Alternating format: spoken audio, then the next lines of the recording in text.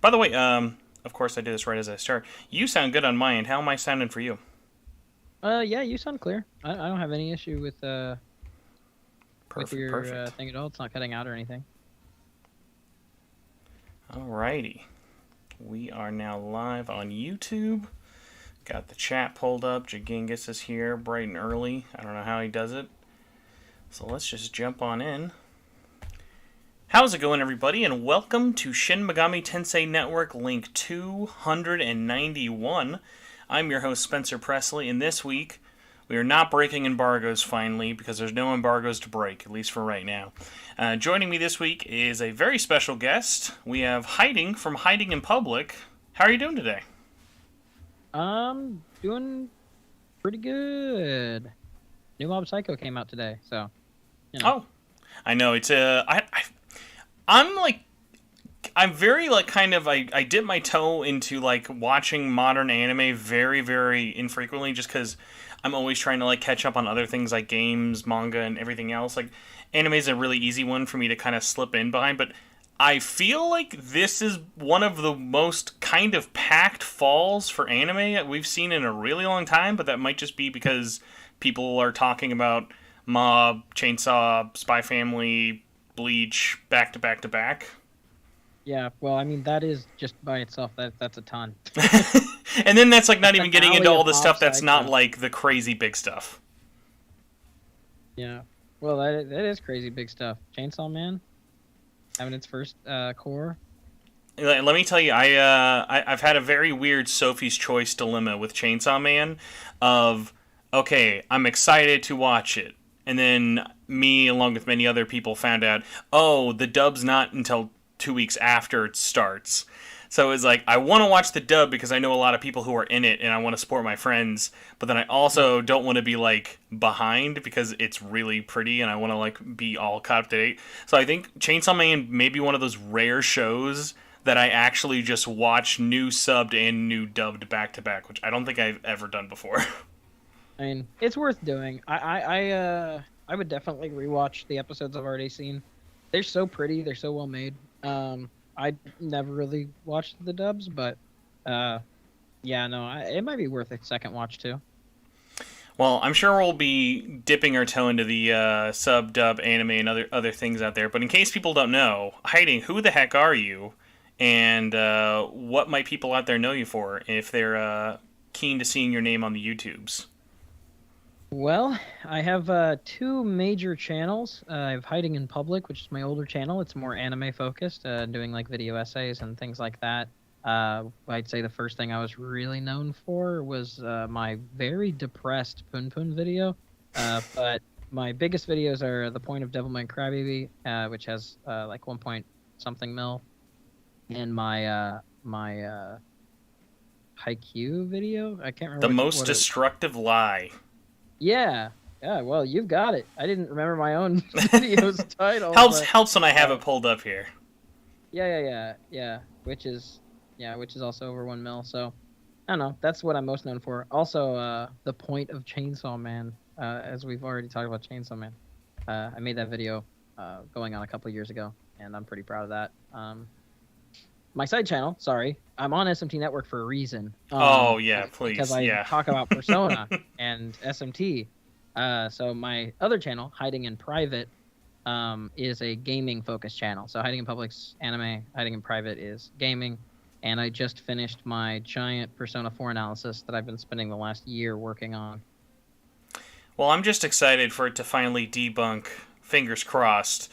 Your very upsetting highest video on hiding in private because I'm just gonna tell you right now, the OCD in me, the non-diagnosed OCD, gets really upset when I see your best viewed video is debunking game theory in 2 minutes and it's a 3 minute video. That already upsets me for reasons it shouldn't. Just because it says 2 minutes. In 2 minutes, runtime 3 minutes. Well, I have a timer for when I start talking about it, but I do like a little introduction just because I feel like a lot of those sort of videos get very vitriolic and personal and hateful. So I True, wanted yeah, people to because know that yeah, I was, a lot of those can just kind of get into mudslinging very yeah, quickly. I just wanted to be like very upfront with everybody before I did the debunk that like I don't hold any malice or hate or contentment towards him. I'm just debunking it because it's bad to have false information spreading around. Yeah, definitely get that. So, I mean, kind of going back to the oldest stuff uploaded on Hiding in Private, I'm assuming the plan was not for this to be your Persona like upload channel in the beginning, right? Yeah, it was kind of just gonna be like a shitpost kind of channel, to be honest. Uh, More artistic things, maybe related to streams, just passing thoughts and on whatever's. Uh, but eventually I ended up going back to doing analysis, just not of anime this time. Was there any reason you thought, okay, this should be on a separate channel? Like, did you ever maybe think about dipping your toe and putting it into the Hiding in Public and were thinking maybe it wasn't a good fit? Or, like, what made you kind of feel like splitting it up? Well, this is a very technical reason. I did do one Persona video way back when, and it did okay. I think it has like 60K or 70K or something like that, which is talking about a very specific motif in Persona 5 that actually comes from Persona 2 and kind of the thematic parallel in the reuse of that motif. But oh, and I guess I did a Yosuke video too, actually. Okay, so I actually did do two Persona videos on my main channel, but that was during a phase where I was experimenting with video game and anime, and I was figuring out it wasn't working because the way that YouTube works basically is if you want a video to get into the algorithm and you have an audience, it has to do well with your audience first, or else YouTube won't support it. So if I make a video on, I don't know, football, which I would never do, but if I made a video on football and uploaded it to my main channel, let's say that that video is like amazing, like it'd get 1 million views with football fans. I don't know what kind of video even it would be, but yeah, you have that. But with my channel, what would happen was nobody would click on it because anime fans are nerds and they don't watch football.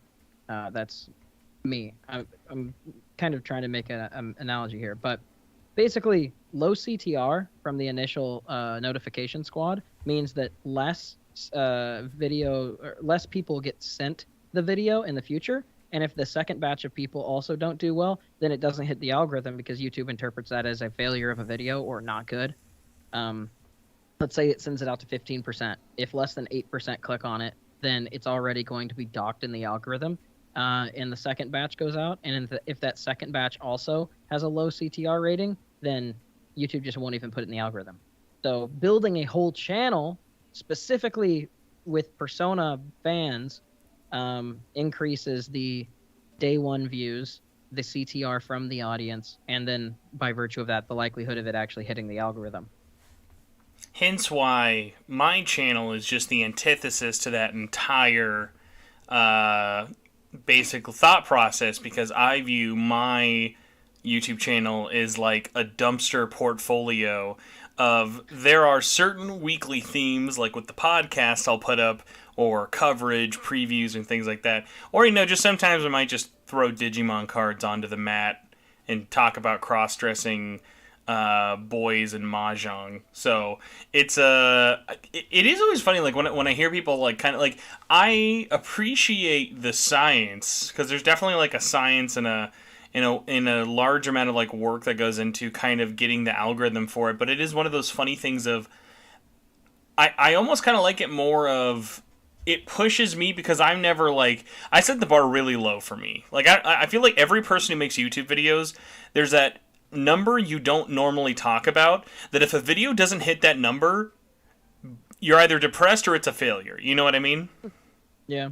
And like for me, that number has always been hilariously low because I'm so used to just doing this for nobody that it's like you'd have to get really, really low, like 3 digits, or like I remember like when like getting over 100, it was like, oh man, all right, 100 views, that's pretty cool. And then like the reasons like stuff would like blow up was so nonsensical for me, because even like thinking of like some of my most viewed stuff, it's really funny.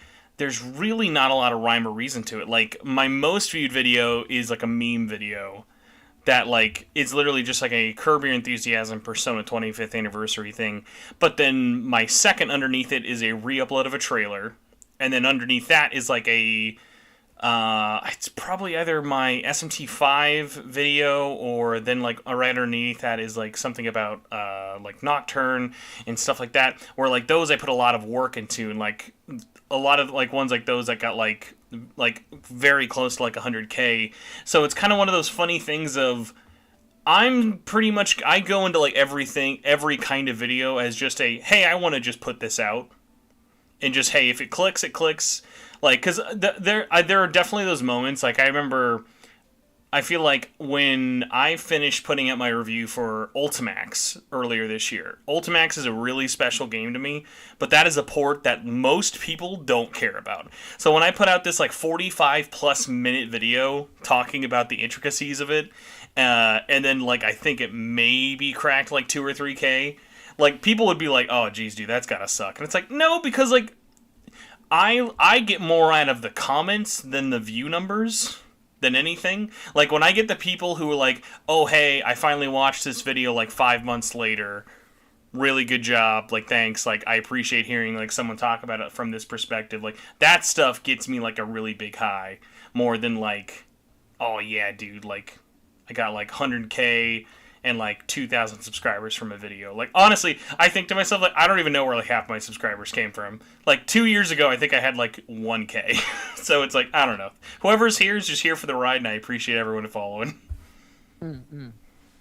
Yeah, I mean, this is my full-time job, so part of my depression would be from not being able to eat food I want and pay the bills, and That's true. not being able to pay off my debt, and I think that's the major depressing part of not having a video that does well. What did you do before it was your full-time job? Like were you a student at the time, or did you ever have that cuz like for me, I have a full-time job Monday through Friday, 40 hours a week, and I do all of this. But like were you doing school before this? Were you working at all while juggling making videos before this was full-time? Yeah, I was in university. Okay. That explains the student debt then. I understand that. So, Well, most of that's going to be cleared, thank goodness, but yeah. thank you, Google AdSense and or Raid Shadow Legends. I appreciate your generosity greatly. Who's the Raid Shadow Legends of anime sponsors? Any of those shitty anime gotcha games. Nice. We'd I say feel like there's a lot of them. There's like a Naruto one that's really bad. There's one that like Gigaku's had as a sponsor a few times. I don't know. I feel like there's a lot of just like very forgettable, like vaguely anime like gotcha type games. I'm not talking like Genshin. Like Genshin's like a big culture thing. no, yeah, dude, I would chop off my arm to be sponsored by Genshin. Like Genshin, by the way, doesn't even need sponsorships. Like Genshin is just like Yeah. the game people play. Like it's like when's the last time you saw an ad for like Overwatch? Overwatch doesn't need ads. Mm-hmm. So yeah, that's an interesting one. But yeah, it probably would be like the gotcha games. But like I'm so used to like seeing the like ads, the like just generic ads where it's like they hired a bunch of people from South Africa to like make like weird things of like input code 888 free roll 888. Like I'm used to those ads as opposed to like brought to you by our video sponsor Naruto RPG Gaming 5000 on iOS and Android. Oh yeah. But Yeah, I don't know. I don't really take sponsorships for the most part, anyways. I took an Adam and Eve sponsor once because I thought it would be funny. that is funny. Was it at least a somewhat sex related video? It was a video on Power from Chainsaw Man. Which I thought That's was- very. I hope your audience appreciated the subtlety of that connection there. Well, I certainly got some comments about it. That's too funny. Adam and Eve is a funny one. I'll see them sponsor people every now and then. And I'm like, where did you come from, Adam and Eve? I'm just so like my introduction to them was like it's 2 a.m. I'm watching Adult Swim and I see a weird like 30-second ad for AdamandEve.com and I realize it way too late. Like, oh, it's about sex toys. Okay, I get it now. Thank you, Adam and Eve. Yeah. That's Healthy relationships. Gotta keep things fresh. That's a funny one, man. And with Power, no less. The Chainsaw Man references, we should just have like a tally board of how much can we bring up Chainsaw Man by the end of the show. Yeah, I'll try not to bring it up too much. Listen, next week of the podcast may just be about Chainsaw Man if my plans all come together. So clearly, I'm just gonna bring up this downfall on my own. But hey, we're still 15 minutes into your delicious introduction. So game wise, for people out there who may not know you or kind of the stuff you play, what got you into Atlas, SMT, and Persona? Whatever one came first. Well, I guess I probably played like Trauma Center on my DS or something, but I didn't know it was Atlas. I didn't know anything about it. I enjoyed Trauma Center, but that's probably the first thing I played technically. Mm-hmm. What really got me into it was I got a copy of Persona 5 for PS3 because I didn't have a PS4. It was in 2019. 2019? Okay, yeah, hold on. That's way more that was your first like Atlas or SMT game at all in 2019? Yeah. Mind-blowing. 3 years ago. That is crazy. So yeah. It was 2019 and you didn't have a PS4? That had to be on purpose. Make me look poor. No, listen. I'm a bad comparison for that. You're like, I don't really care about the numbers, and I'm like, I'm just trying to eat, man. And you're like, you didn't have a PS4 in 2019. The PS4 to me was like, because at that point it was like already over like 100+ million. So like, it was that like you're that interesting edge case of people who are like, bring Persona 5 to more consoles. We're like, you don't have like the number one best-selling console of all time at that moment, so that's interesting. You're one of the like rare few. Like I don't meet that many people in that case for it. So to be fair, I actually fell out of gaming for like a while. Basically, my last couple years. Well, I stopped doing console gaming whenever I was like a freshman in high school, and so I'd only really played stuff on like Steam and stuff. And even then, it was like it was mostly like Minecraft and stuff like that.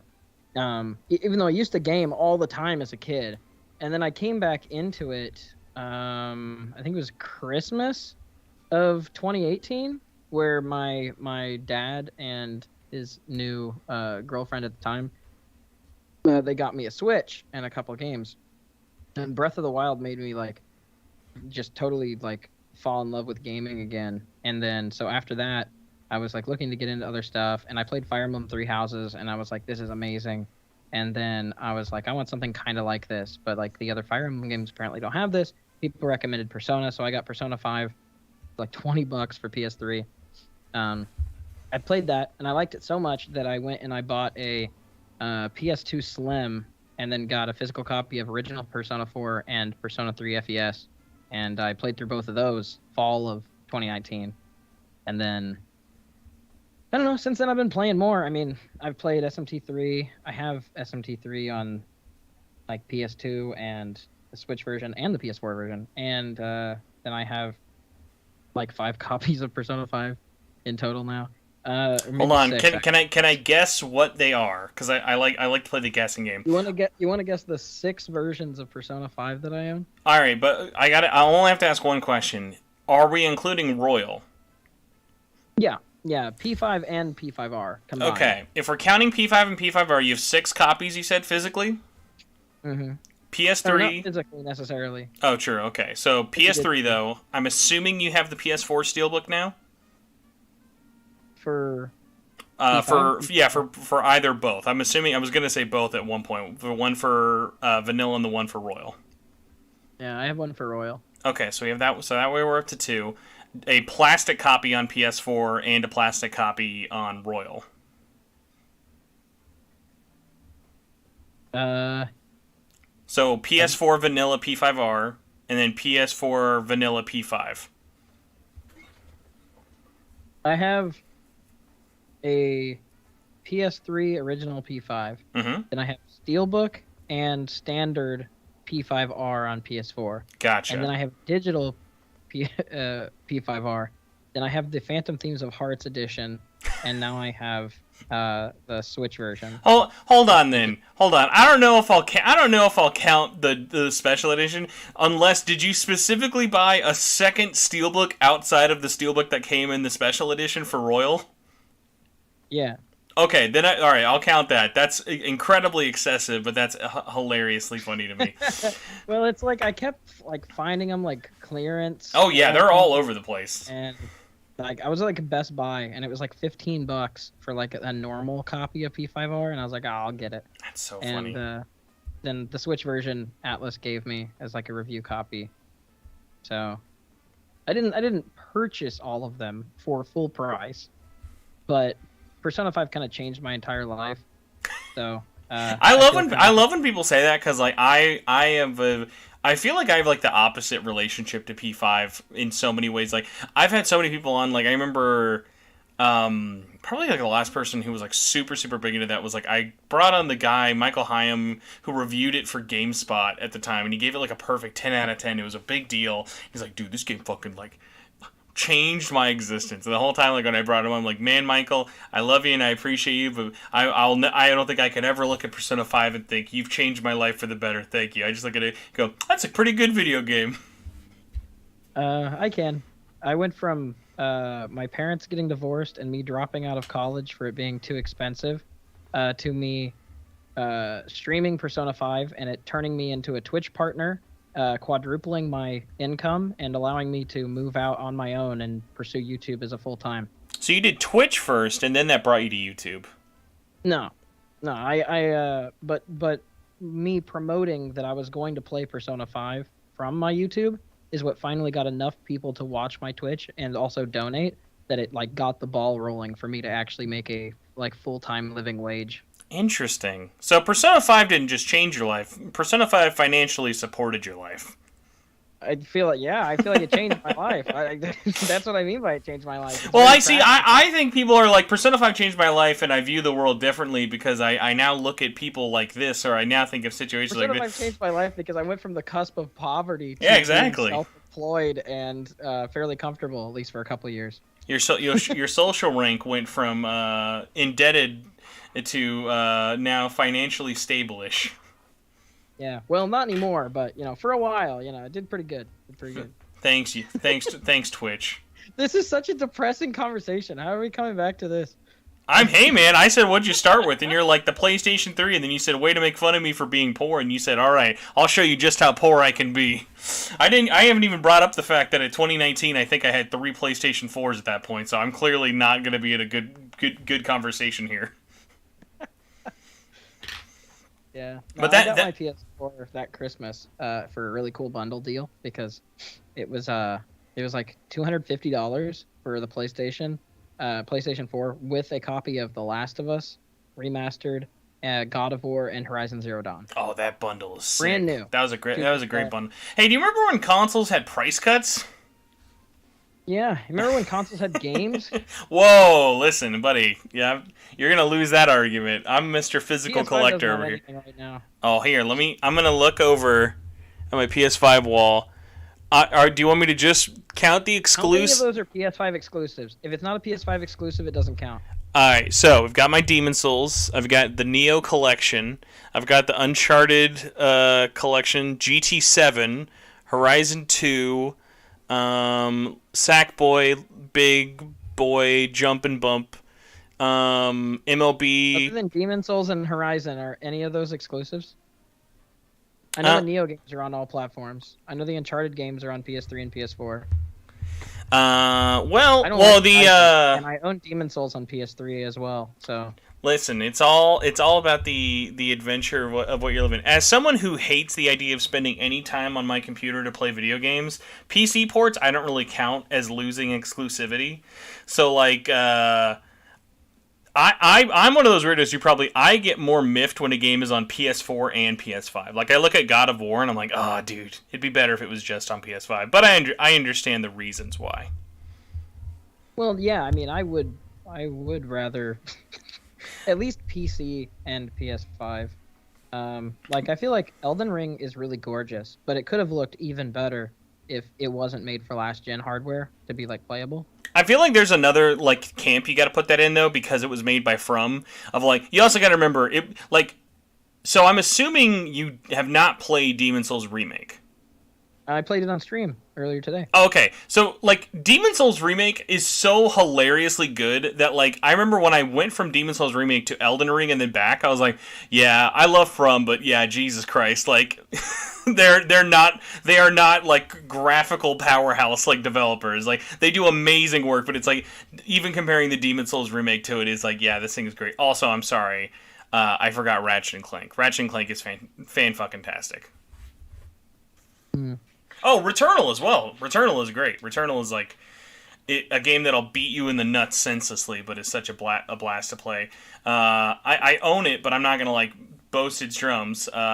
Destruction All Stars, that's there for a reason. I'm pretty sure I own every PS5 exclusive, but like I also just enjoy collecting games physically in general. So like my PS5 collection, I think I'm at like 60 or something. Oh yeah, Last of Us Part 1 as well. That counts. That's only on PS5.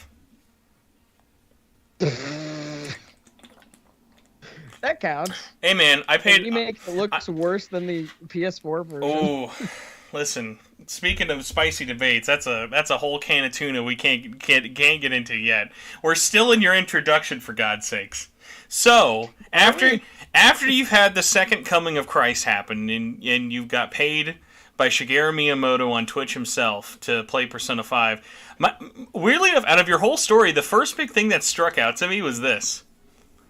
Why did you play P3 and 4 in 2019 on a PS2 when you could have just bought the DLC version, the downloadable version, on the PS3, like through the PlayStation Store? I just wanted the authentic experience. Okay, I can appreciate that. Pretty cheap too. Like, I know that for most people, Persona 3 is not cheap. But I got back in that day, you could buy, like, what'd you buy it for? $10-$20? Yeah, I got it for $10 with free shipping. Yeah, like until 2020 started, Atlas games were like, especially Persona. There was no rare Persona after 3.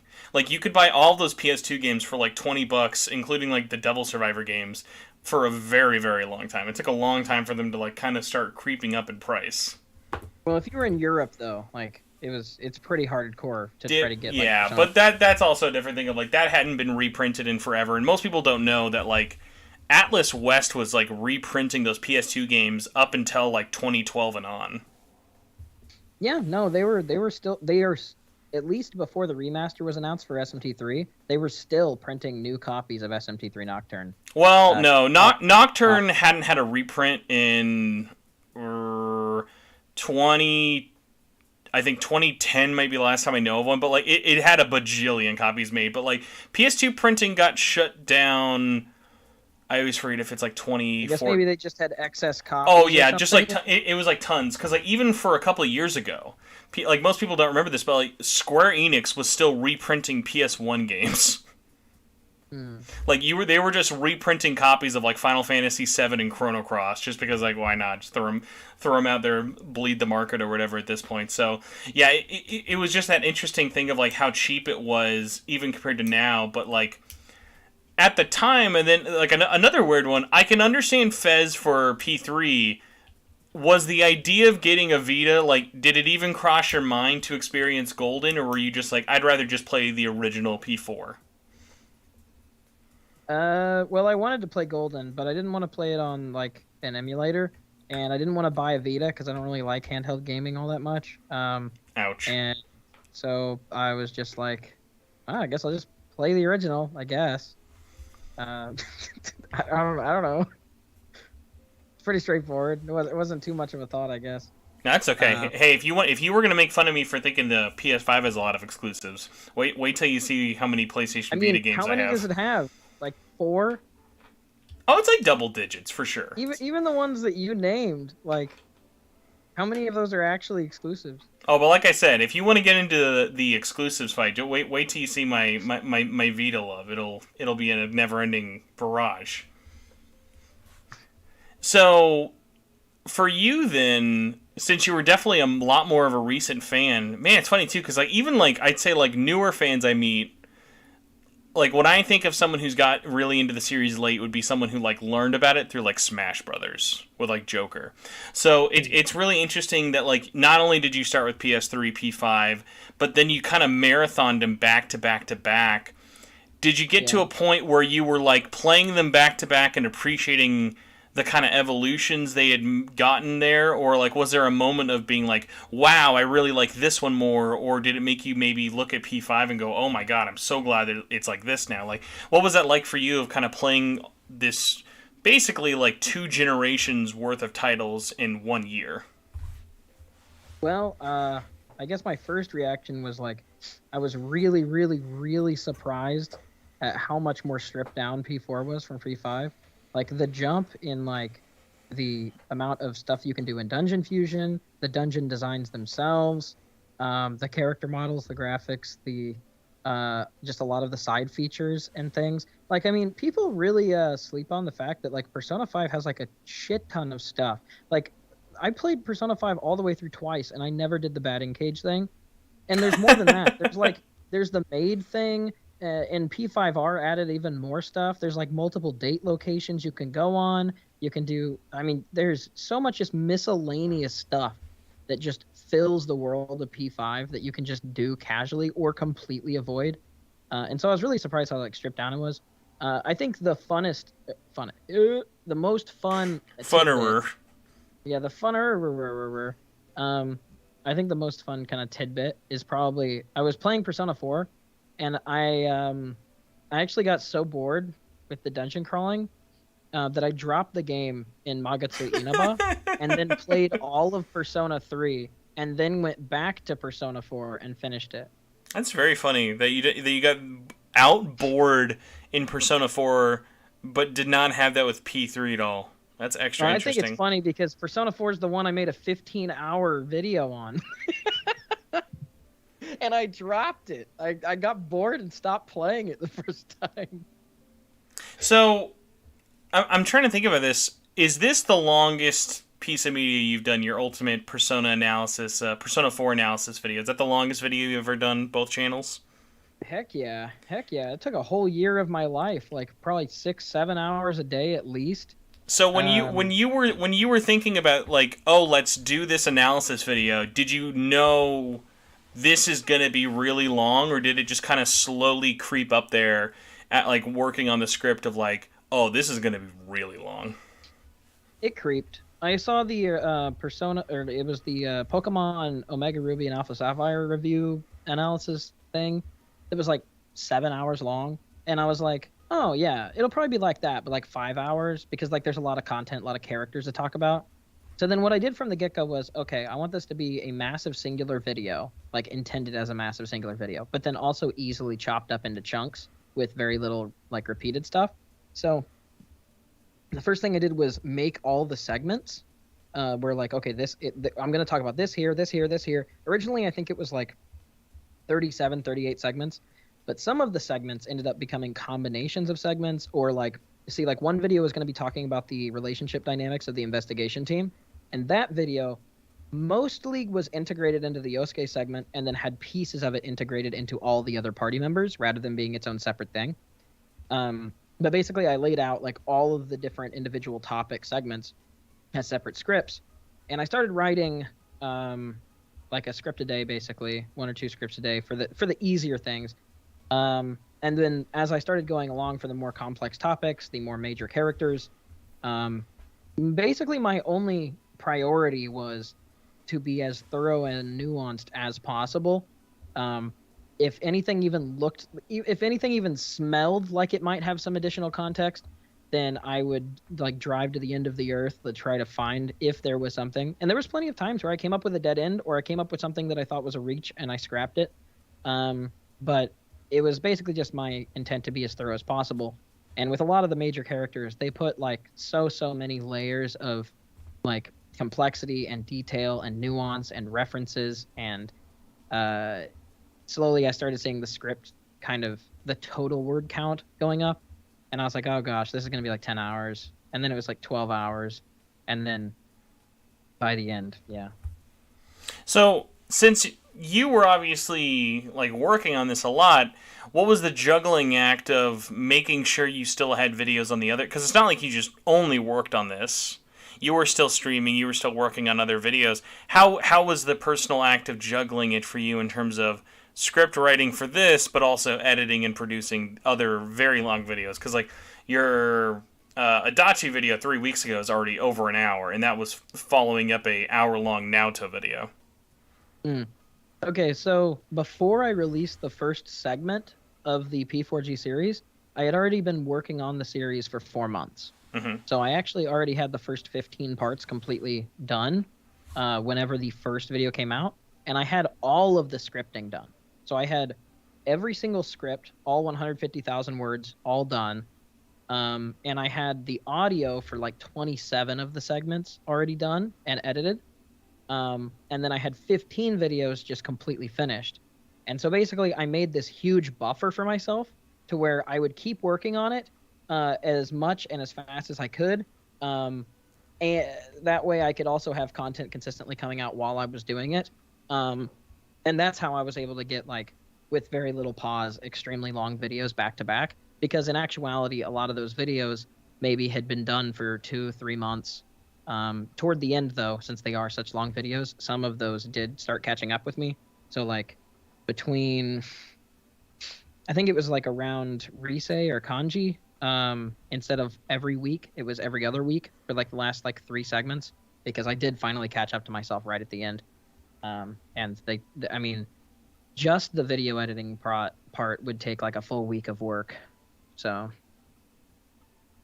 and that's on the light side. Normally they took like 2 weeks. So, and I mean, if you don't kind of mind getting into some of the other interesting parts with it, so the video, what kind of led you to, okay, we're gonna have 10-hour video public here, but then unlisted 4 hours for the rest of it? Like, how did you kind of get to that being split up that way? well, YouTube wouldn't let me upload the full thing. I worked with them for like 2 weeks, and they kept sending me to more and more people. I think I talked to like 8 different people. Did you try just saying, I have a really annoying meme I need to put on repeat for 24 hours, and then they thought, that's a great video to have a 24-hour time loop for? Yeah. Yeah, that is what I told them, which is why it's 15 hours, actually. And it's there in one video. No, yeah, I don't know. I tried. They wouldn't do it, so I put the last part on there. The reason why the second part is unlisted is because I don't want people picking up the thing halfway through, and I don't want my impressions and algorithm space being clogged by a video I don't want people to see with a video I desperately want people to see. So that's part of the reason. Another thing is, the more frequently you upload, generally the less hardcore YouTube is at pushing videos. And the more infrequently, the more they weight your upload, because it's assumed to be a more quality like project or product. So that's why also after the Adachi segment, I waited a couple weeks, I waited a few weeks before the Persona 4 video dropped, because I needed YouTube in the algorithm to sort of weight it and treat it as a big upload rather than just like another week, another upload.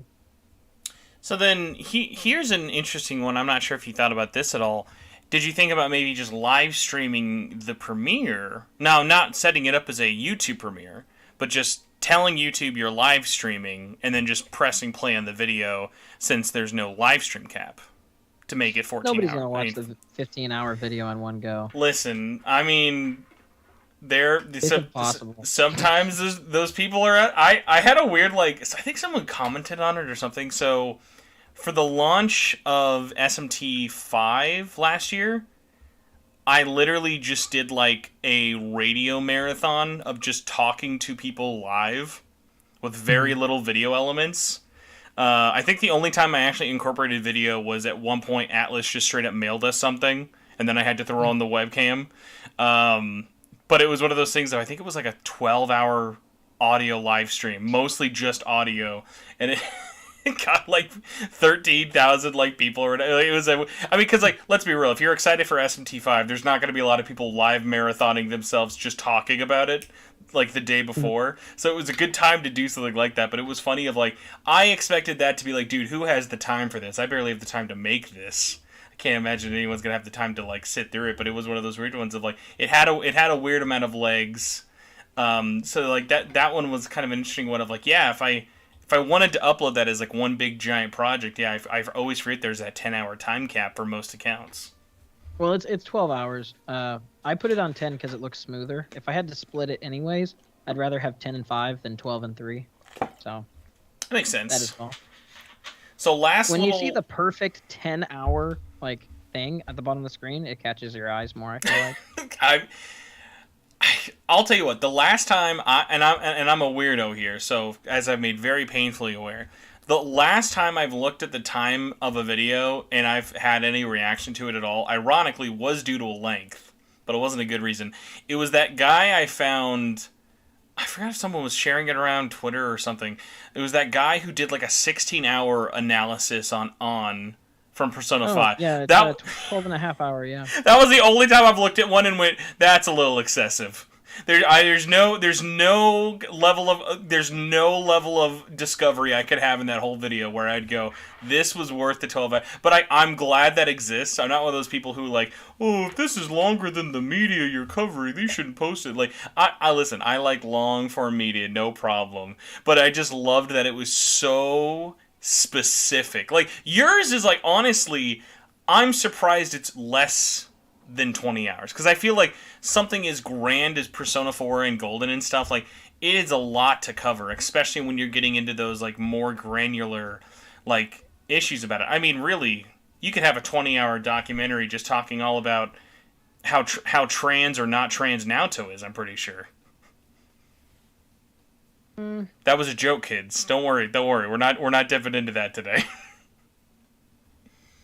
But it is one of those. I talk about the Naruto stuff for like, I'd say roughly like 13 minutes, which is, I think, is pretty extensive. It definitely could have gone more in depth, like if I was doing it just as a project, but I can't imagine it going like over an hour and not just saying things that are redundant. Because there's only so many lines in the game and so many like different ways to approach it from. And then like I read Cartographies of Desire and like the Detective Naoto novel?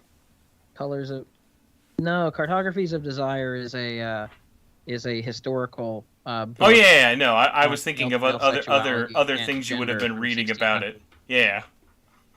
Yeah, I read a lot of like academic books and papers talking about like the history of gender conception and sexuality in Japan, like trying to understand that sort of stuff from like a full like Japanese perspective and like historical perspective,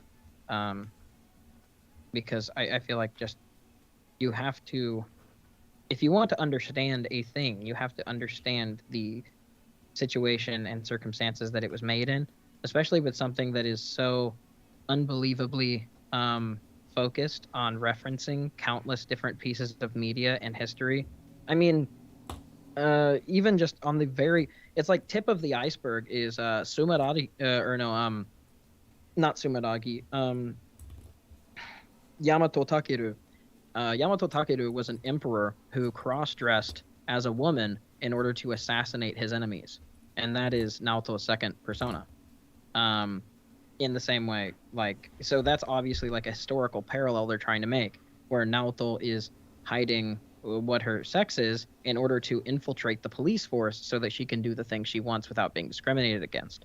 And so that's like literally like baby's first information, like baby's first analysis, kind of top level. But then you get into Flowers of Algernon being referenced in her top thing, and you get to the multiple ideas of her not changing the appearance overall. I mean, yeah, you said we wouldn't get into it. It's a very complex topic, but I can't imagine somebody being genuinely efficient and addressing it in all topics and going over an hour if it's a scripted, edited thing, especially if it has sources.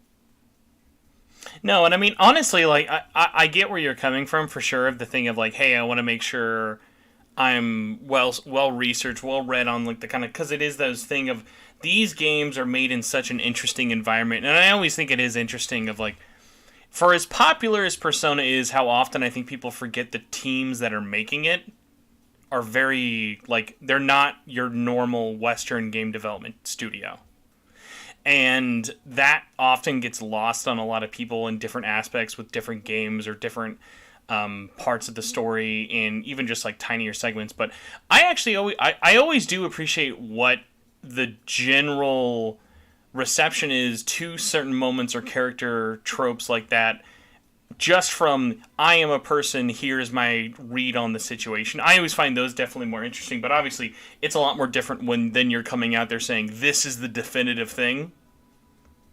so it is one of those interesting ones of I like always kind of more so from the hey, what does this person think of this situation? Like, what did you get from this? Like, what do you take away from Kanji in his story in Persona 4 versus like what I do, and then versus the creator's intent, which can be argued in so many different ways for it. Because like I enjoy coming at it from super research, thought out, well dressed thing, and I also enjoyed as much of just like, hey, I'm a layman, I'm picking this up for the first time. Here's my thought as guy from completely different country, super not like I am not part of like I don't like I don't experience a lot of things like this in my general media, but here's my take on it.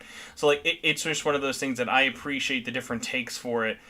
And then it usually can get muddled down a lot more when people think this is the right way, this is the wrong way, which I honestly kind of find more of a boring conversation when you're arguing over this is right, this is wrong, let's not talk about it. I don't know what part of that I'm supposed to respond to. Oh no, yeah, nothing to respond to. It's just more of a thing of I like the level of being super prepared for it, and then I also just can kind of enjoy shooting from the hip of like, hey, if you want to just kind of voice your opinion out there and be like, hey, I like this character because this makes me think blah blah blah, I enjoy hearing that just as much. Because I think there are people who think certain loaded topics you've got to be ready if you want to talk about it. It'd be like, listen, man, if you just really like this one character and this is the kind of thing you got from it, throw it out there. Let us hear about it. I appreciate kind of hearing all sides of that for it. You brought up an interesting thing though with the video. I was curious. It's been out now for like a little over 2 days. What's the reception been like for you? And has there been anything you were kind of surprised about the public response to it? I can't say I was super surprised with anything. The reception has been good so far. I mean, it's 1 out of 10 on that channel, so it is doing good. But it's all going to come down to if it enters the algorithm or not, which it hasn't yet. Oh, okay, sorry. I guess like not in terms of like view, but like a comment reception, like from people who either like tweeted at you, responded to the video, like non-analytical reception. Yeah, well, I mean, I don't know. I just mean that in like both senses. Like a lot of people have checked it out. A lot of people have enjoyed it and been watching it, leaving kind of typical comments of what I've normally get. I wasn't really surprised, but I was kind of bummed out and disappointed. There's a lot of people who just kind of on the face of it do not believe that art is worth analyzing and do not believe that anything could be quote unquote that deep or anything. There's also a lot of people who conflate having fun with the opposite of analysis. Like if you're analyzing something, you're by definition not having fun with it. You can't have fun if you're learning and if you're picking why can't we things just over. be stupid and know nothing and just have fun and enjoy things? Like part of enjoying things is understanding things for me. I really do not care about, what John Smith thinks about a particular topic.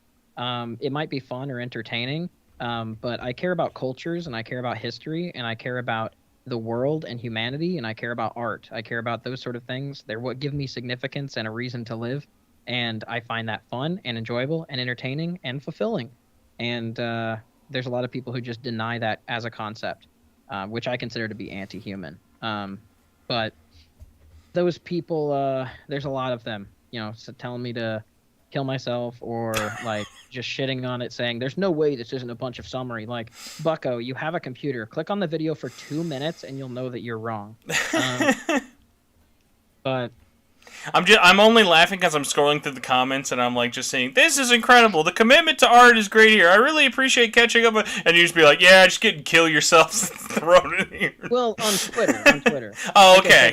Video, it's great. Everybody's really nice. There's been a couple kind of shitter comments, but it's not too bad.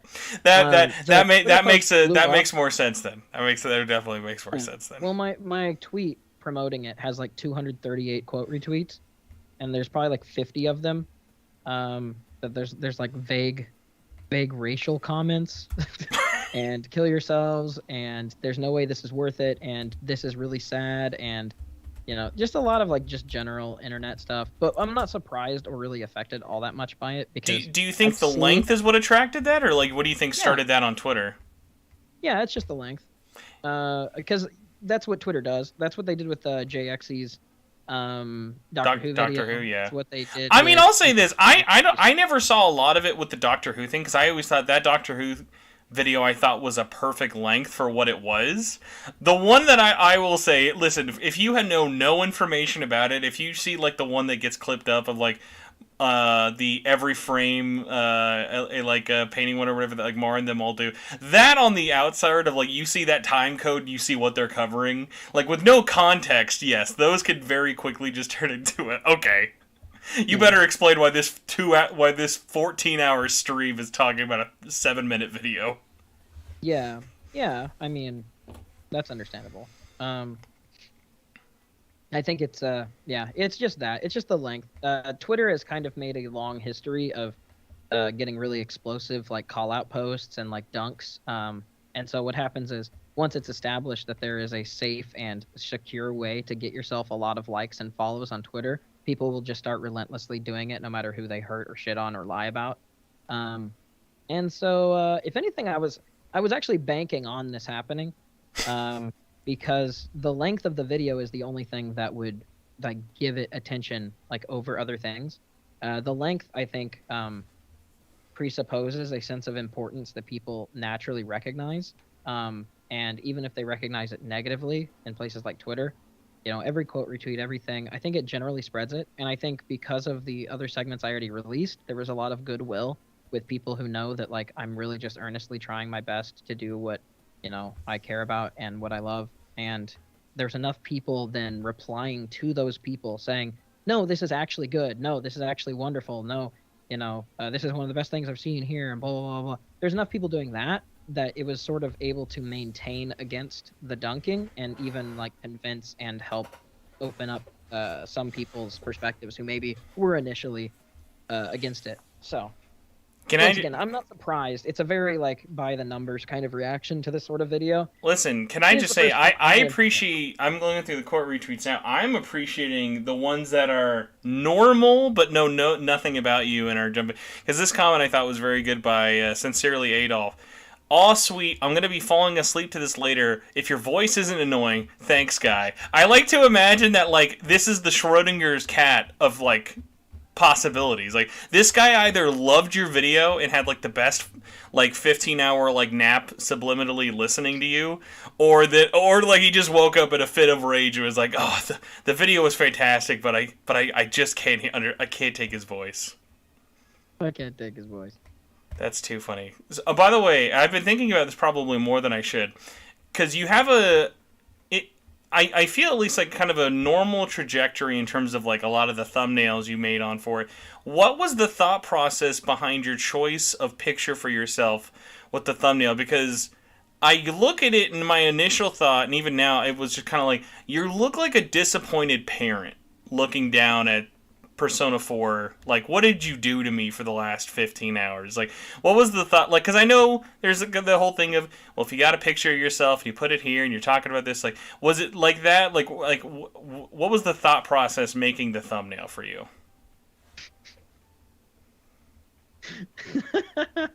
That's funny. Disappointed parent. Initially, the thumbnail is just a ripoff of Tim Rogers or Action Button Reviews, because he's the only other guy who does like super long like analysis like this. There are other people do analysis, but not super long, like crazy big analysis. So I thought, okay, well, this is the most significant thing I've ever done in my life, and I am on the verge of total collapse, and I desperately need this thing to be successful.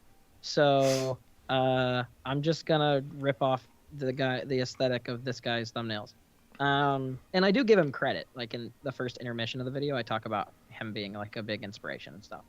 Although the actual content of the video is completely different than something like what Tim Rogers would do. The reason why I've got that expression, I had a happier expression actually in the first one, and I showed it to one of my housemates, and he told me it looked like I was at picture day. So same outfit and everything, but just like with like a like chipper outfit. Yeah, just more generally like smiling and stuff. I think for me, I wanted to kind of have that because what I did is I recorded myself doing all live action segments, and then I scanned through them for a frame that I thought had a good expression. So this is actually a frame from the video that I screen capped out of. The reason why I like this is because I feel like the emotion on my face is very ambiguous. I feel like a lot of people's like he made a 15-hour video on Persona 4. Are you kidding me? Ugh. And it's immediately like that's insane. That's stupid. That's crazy. That's a waste. But then whenever you see like the suffering on my own face, you think, oh, okay, he's self-aware. He's really been through some shit putting this together. It's kind of it's kind of an interesting, like, almost comparison when you think about. I think of another very similar kind of idea with the thumbnails. At least I forget the two YouTubers who made the video, but I think it came out like a couple months ago, like as the summer was ending. It was these two guys who took a road trip and they went to every single rainforest cafe and made a basic vlog about doing it, but from each of their own perspectives on their own channel. And I thought it was so interesting of they both did the exact same thing with each other the entire time, but how one of them basically viewed it as like almost like a sadistic punishment by the end of it, and the other guy just loved it the entire time. Like, I almost feel like in an alternate universe, like, there could just be, like, you who's just like, dude, I loved every second of making this for the last year. Well, I did love most of it. It was definitely, like, monotonous, but I'm a person who likes doing things I like doing, and I like having some sense of stability after multiple years of, like, irregular YouTube stuff. So being able to know that I can wake up and have like video to edit at any point was kind of a nice feeling for a long time. It gave a lot of stability. I definitely got sick of it by the end. I just wanted to talk about something else, kind of. Like the Adachi segment, I probably would have put a couple more super fancy edits in there, but I was done. I was like, I'm dead. I'm dead. I just got another great quote retweet by Drainpipe. This is the face of a man who's made a number of poor decisions to get to this point and is only now dimly beginning to realize it. That describes kind of the thought that I was going for. Yeah. It's like, listen, guys, if you want to become a member of the channel or donate to the Hiding in Public Patreon at the $50 tier, you can get this picture of my face on a white T-shirt. But you have to only this month only, guys. Oh my gosh. It is funny though, like, I'm going through all the quote retweets. For the most part, a lot of it is just kind of people just legitimately being excited to check out something of like, I love how many I've seen, Can you read Spanish? Yeah. Most of the ones in Spanish are crapping on me. Oh, I have not gotten to a lot of them yet. But it is funny. I'm like, I like almost the simplicity of some of these that are like, what's up with gringos being able to talk for so long for nothing? I've had a couple that are like, what do white guys like to do with their free time? 15 hours of Persona 5 videos, clearly. But like some of the interesting ones I like are just people who don't know you who are just like, I love Persona 4. Thank God there's something I could watch that's this long. And like, there are a couple of things in my life where I've had those moments on YouTube of like finding a channel I've never heard of, and it's like it hits me at just the right time, and it's a crazy long video. Like, I remember right before the launch of like Borderlands 3. I feel bad I'm forgetting this guy's name, but he is this great video analysis that's like 3 hours long of just Borderlands 2. And it was just like such the perfect thing just to sink into my veins at the time. And it was one of those things of like, I appreciate a lot of different kind of like analysis and like different video things out there like that, especially on like different ones of like, are we going informative, are we going personal and whatnot. And especially a lot of it is almost kind of representative of time. But the other one is an interesting one of like timing. Like, when did you know, okay, this is the day I'm releasing this? Because like having it so close to P5R releasing is very funny for like so many reasons of just like, all right, everybody, you're talking about Persona 5, time to just absorb a half day's worth of Persona 4 into your life. Well, I knew that it was going to be released either late September or early October because I'd already pre-planned all the segments and everything before they started releasing. The reason I chose for it to come out on the 22nd, in particular, was because my sister's birthday is October 22nd. Oh, okay. So I was releasing it on her birthday. I have I didn't say that anywhere. I didn't tell anybody that. Except for her. I was just like, hey, it's a small sentiment. That the that I mean, if you're wondering why I decided exactly October 22nd, it's because of my sister's birthday. Well, I hope she's at least a Persona fan. Otherwise, that's very funny. Nope, she's not. She never played Persona. Why couldn't you have done a 14-hour video on The Sims? Where's the Sims video? She doesn't do that either. She's Red Dead Redemption. That's like all she likes. Oh, now that's an analysis video. And dragging them from her horse. Oh man, that's too good. Red Dead Redemption, man. Talking about because you mentioned P5 is the game that keeps on giving of things finding out. Literally last week, and I live this on the daily of in this kind of world. Both Ozzy and I were talking about this, and someone in the chat was I think it was actually Nam's Compendium, was oh yeah, dude, I gotta check out the blue couch and I gotta go check out the blue couch and get my stats up. And we had somehow never known in Persona 5 Royal they added this random blue couch that gives you a stat boost. Oh yeah, it's in that new area where you do darts and stuff. Yeah, it was just because it's a filthy couch. It's got gum and yep. a bunch of garbage on it. So builds up your strength and stuff. Being a cool kid on the dirty couch. Yeah. So it's just one of those funny things of whether it be something like the batting cages or sitting on the blue gum couch, it's just there are so many little extra things like that. Whereas Red Dead Redemption, I legitimately think is that is a game that will take so long for people to really actually naturally discover things, because it came out I think it was last week, Starfield, and Todd Howard was talking about the length of Starfield script, and it was 100, or no, it was Skyrim was 100, and Starfield will be 200,000 pages of dialogue, and how crazy that is. And do you know what Red Dead Redemption 2's page count is? 4.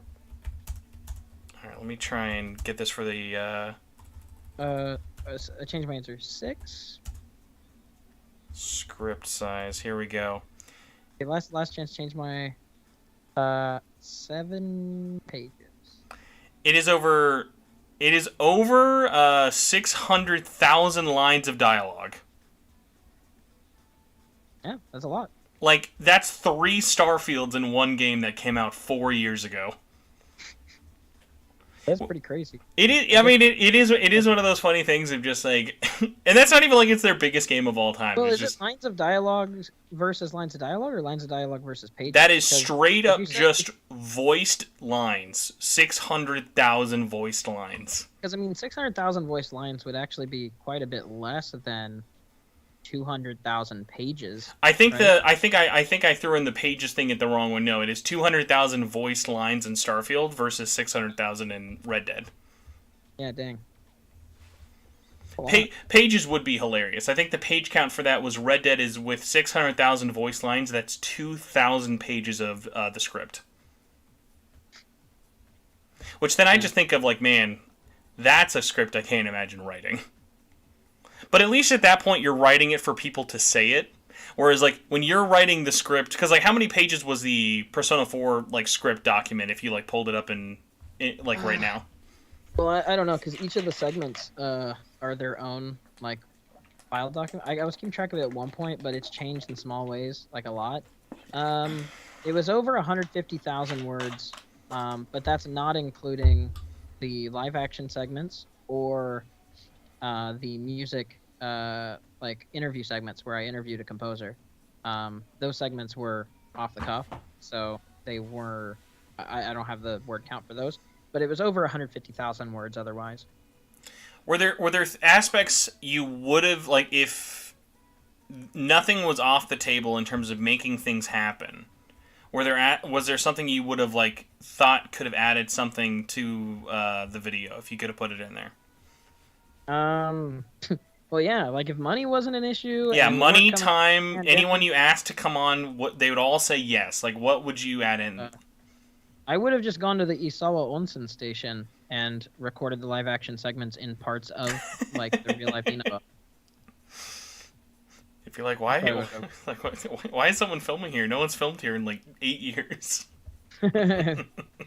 Yeah. Well, it's like there's multiple points of the Isawa Onsen station, and there's multiple points where I talk about the real life Inaba and a few different allusions to it. And what I had to go off of were like 360p pictures from private Japanese blogs. It'd be a lot better if I had like 1080p footage of me like filming the things there. That would be a lot more like engrossing. I also would have had to use a lot less stock footage from other YouTube channels because like I credit other YouTube channels whenever I use their footage. Like one of them was the Akita Ina. I think it was the Akita Inaka School, which is a Japanese YouTube channel that just records kind of the daily going-ons and aesthetics and landscapes of the Inaka out in Akita, Japan.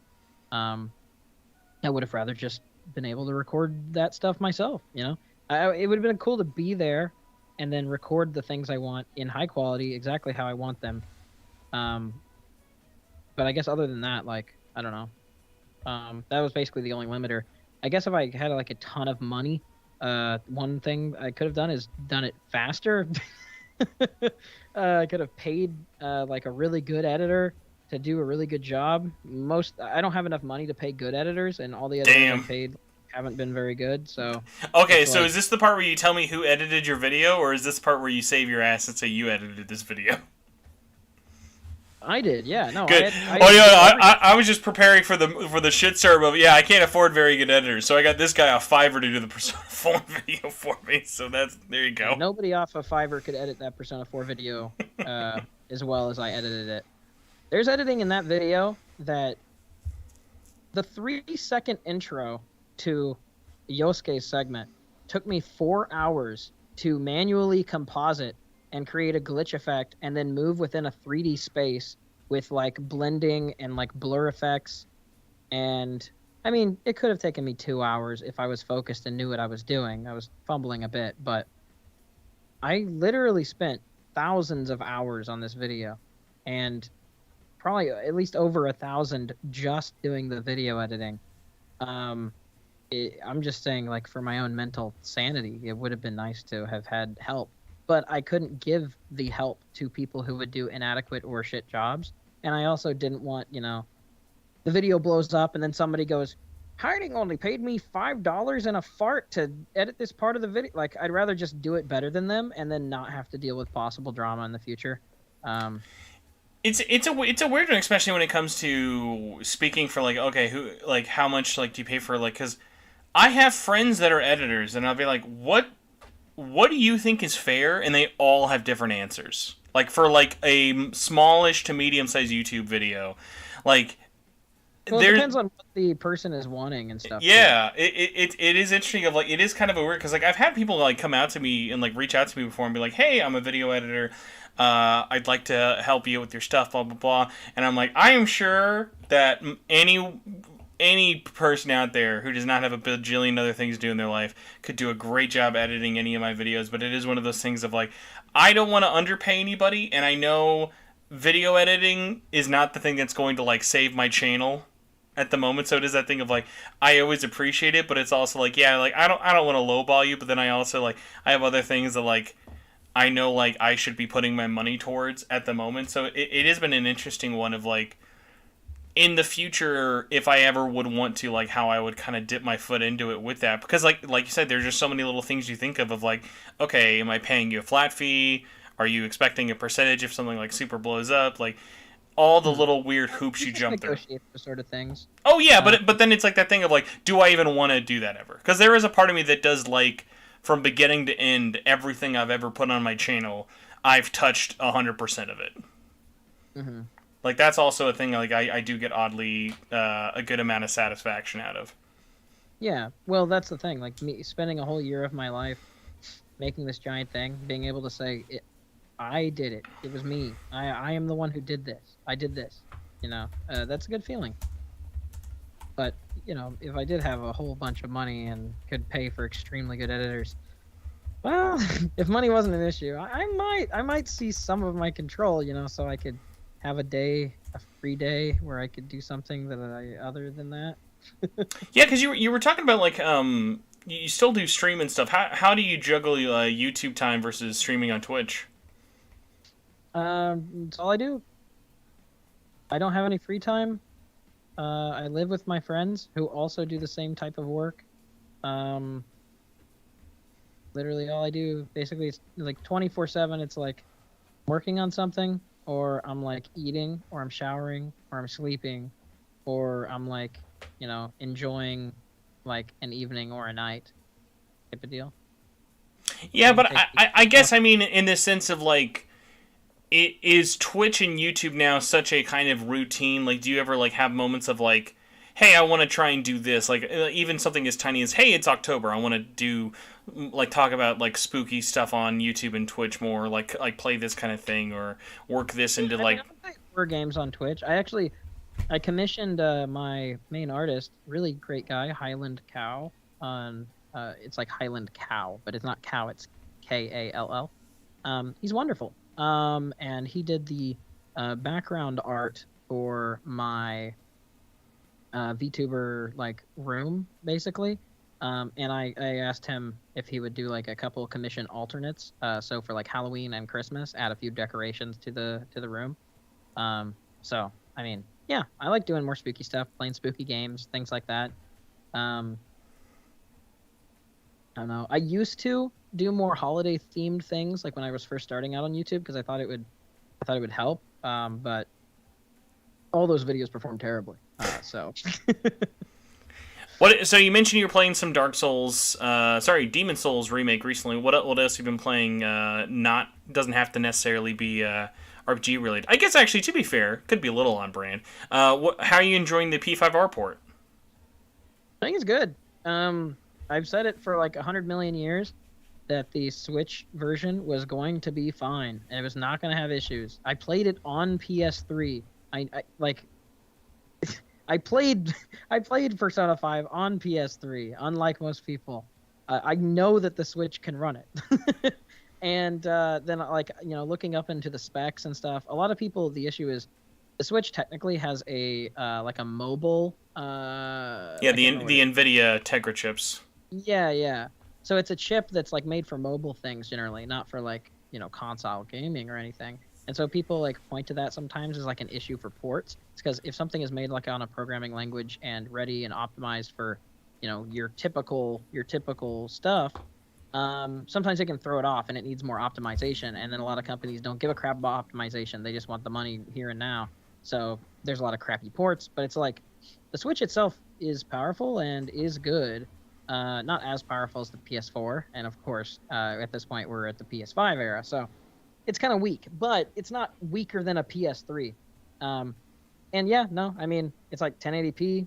As far as I can tell, there's no graphical difference because I played P5R on PS4 twice all the way through, and yeah, I don't know. I don't have any issue with it. The load times are good. It looks great. I'm glad that it runs awesomely and they didn't skimp on the port. There's really like no issues I can think of other than like the Rido DLC that they were already offering for free being removed.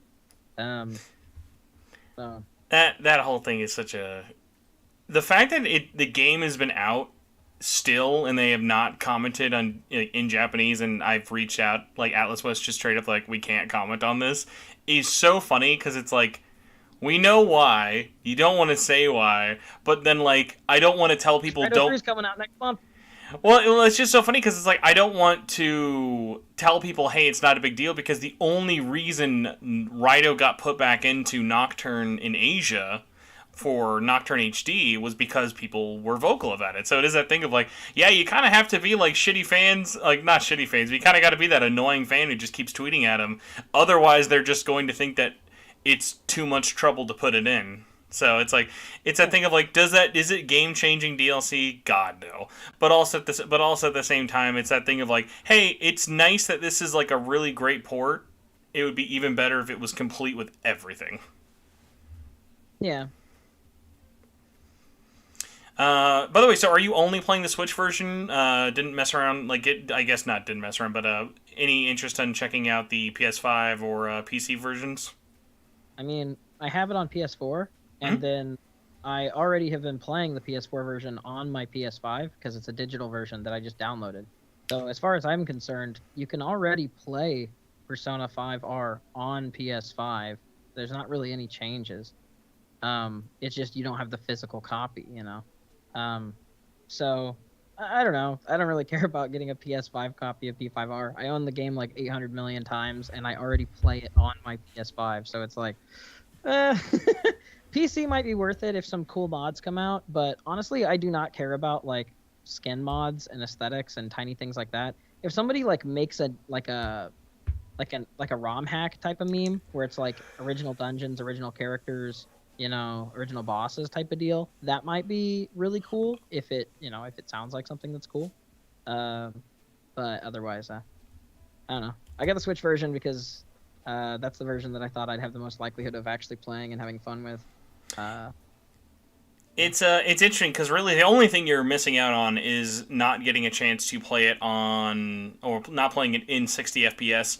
But what's so funny about it is like I'm one of the like people kind of in the minority that like I kind of wish there was a toggle because that was a game that was designed with 30 FPS in mind, and it just feels like you're like, have you ever played like a game where there's like a like basically like, hey, we're gonna take off the FPS cap, and it just like looks like it's being like played in sped up chipmunk mode. Like that's what it looks like to me playing P5R at 60 FPS with no way to change it back.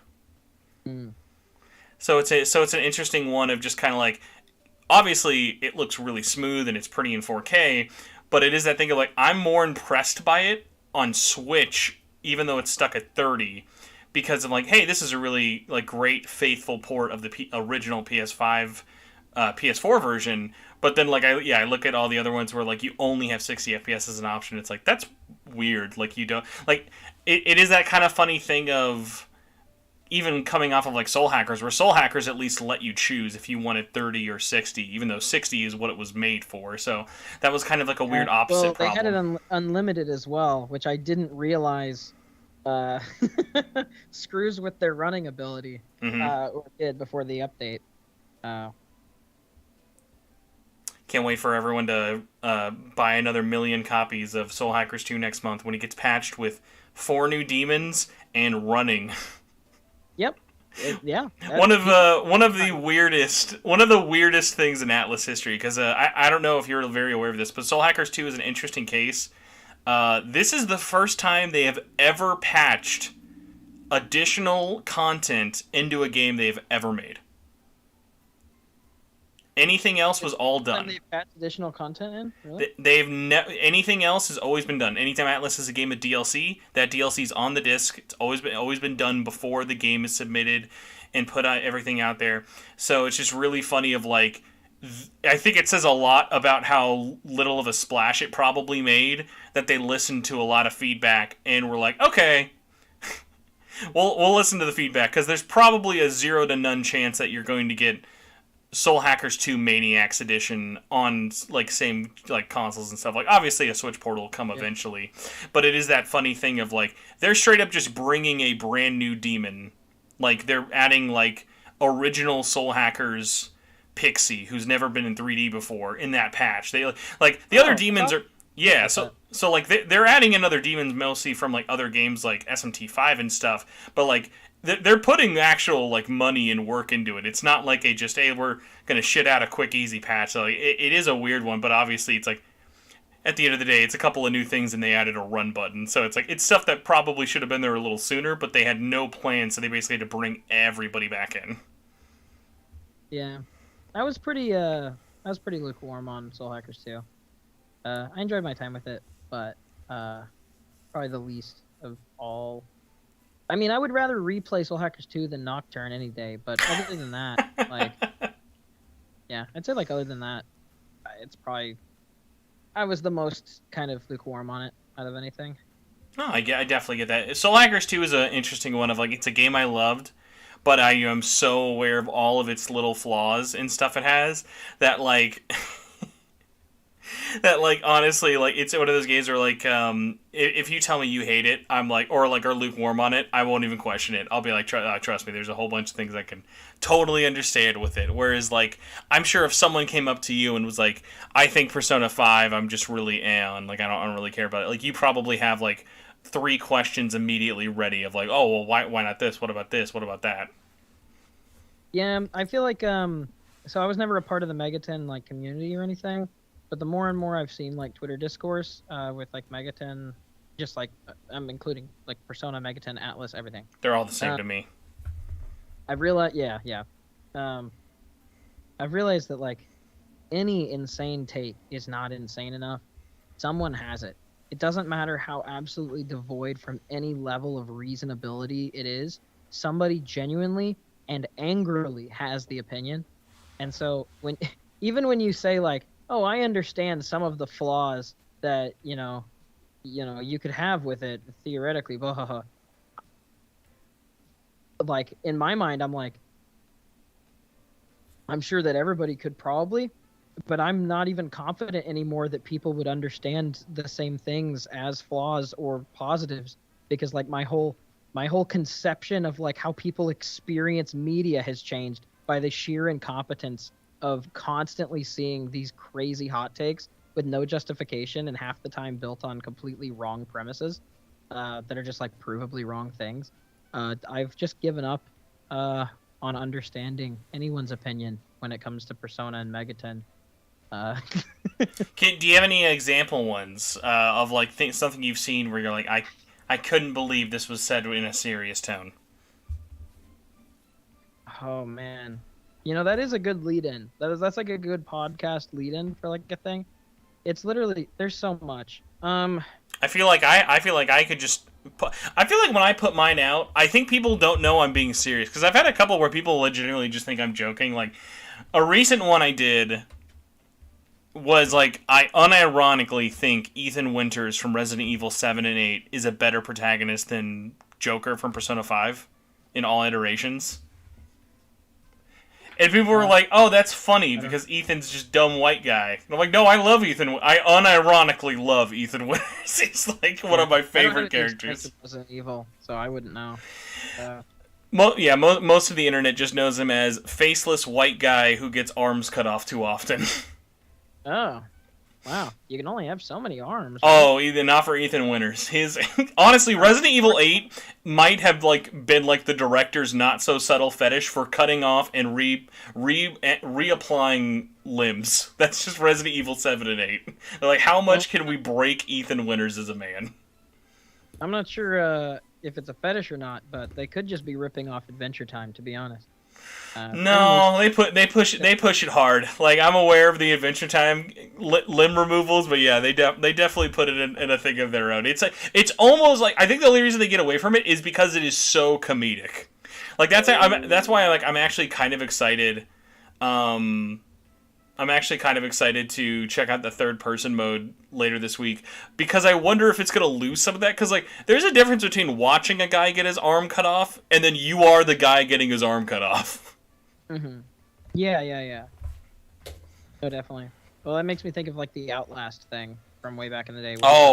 Yeah. Oh man, Alice has a lot of those moments of just like hard not to wince at. But yeah, like were you like are you able to like kind of like think of any like do you have any that like come to mind for you that have you ever like put any out there that like people were like what? No, I don't think anybody. I mean, I think there's maybe some things that could like I could try to reposition them as hot takes, but I mean they aren't things that I feel like super passionate about. I guess one thing would be like Naoto shows more sexual interest in Yosuke than Kanji, canonically. But that's not really. I mean, it just sounds like a hot take, but it's not. It's just no, like, it's just stating things that are in there. Well, it's like laughing, blushing, like getting like flustered. Like Naoto does that with Yosuke like I don't know 10 times in the game, and the only time Naoto does that in the entire game with Kanji is when she accidentally trips on top of him in the ski trip. Other than that, not only does it go, but there's actually a very low-key outfit dialogue. You know how you can change outfits and talk to your party members and see what they think about it? If Naoto and Kanji are in your party and you switch Naoto, I think you switch her into the... It's not the maid outfit. It's one of the more feminine outfits. Like not sexual, but just like feminine. Kanji will like start blushing and freaking out and like all that sort of thing. and Naoto like scolds him like, you don't need to pity me and feel the need to compliment it. It just makes it more embarrassing. Like it's clear that it kind of confirms that Naoto doesn't even like register Kanji as a potential like person. She just perceives all of Kanji's advances as like as him pitying and trying to make her feel better, which is hilarious. It's a really good encounter. If you haven't seen it, I'm not sure if there's a YouTube video of it. But Well, no, I just figured it that's when we were was. supposed to say just wait till January and go buy it, everybody. Oh yeah, yeah. Go buy in January. But yeah, no. That's a hot take, I guess. It's hot take in the sense that it sounds ridiculous. Uh, but it's not. It's not like an opinion type of meme. It's just like an observation. That actually kind Um, of leans into a question we got in the chat. By the way, before we wrap up, if you guys have any questions listening live, feel free to throw them at us before we get out of here. Oliver Glens said, "What do you think are the best consoles to play P4G and P3P when the ports are released?" mm, for me, first, I don't know. Anything with a TV. Whether you connect the PC to a TV through an HDMI or you put the Switch in dock position, I don't know. I just want to see it on my big TV. It's Persona 4 Golden is a PS2 game, and like there's nothing that would be graphically extremely crazy different on any version compared to the other. I'd rather get Switch version just so I can have it for potential portability, and uh, that's it. And I want it on my TV easily. I don't know. Uh, I can't imagine it for me really mattering which in particular. Yeah, it's a weird one because honestly, almost every port I can kind of think of a good excuse for, at least in terms of consoles. Switch obviously have the portability there, which PlayStation 4 and Xbox isn't really going to provide outside of streaming. But for me, like Xbox, a good one is, hey, if you've never played Persona 3 or 4 and you want to like spend $1 on Game Pass to give them a shot, Oh yeah. that's a great way to check it out. Check it, play it on Xbox. You're not going to be missing out on anything there, and all you're losing is $1. But for PlayStation, a big one is going to be, obviously for me, trophies are a really big thing, and also just kind of that familiar feeling of like playing it in that kind of ecosystem like I've had for a really long time. I think for me, all like when I have the choice of like, hey, requesting codes, what do you want for first? It'll definitely be PS4, but it is that thing of I don't know what I'm going to put it in more because it's a weird one of like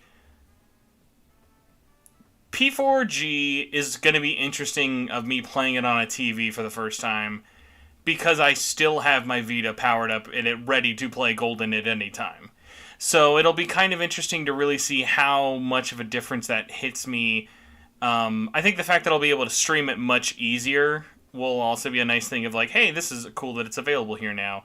Um, portable is a weird one where like portable, I love playing portably, but it is such a like visual novel, like kind of story heavy game. Like it is one I almost kind of would like to see because we've never seen those textures natively in that kind of a resolution before outside of mods.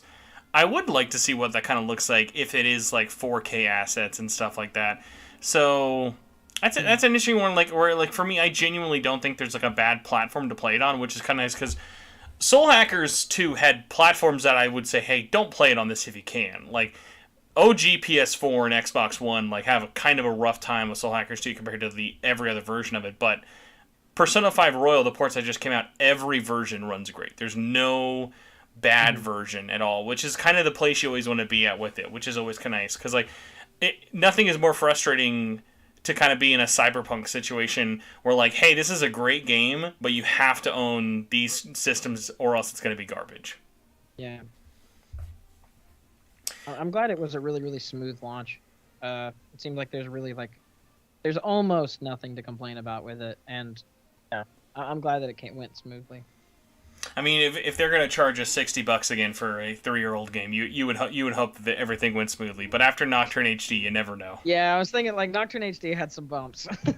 Nocturne, man, whenever I think of Nocturne HD, it's like I don't know how they fumbled that entire project as badly as they did. And the worst part about it is that it sold well in Japan. That's the most confusing thing. Like it sold like absolute ass in the West, but like in Japan it sold over 100K, and I don't know how. Like maybe they were just bored that month.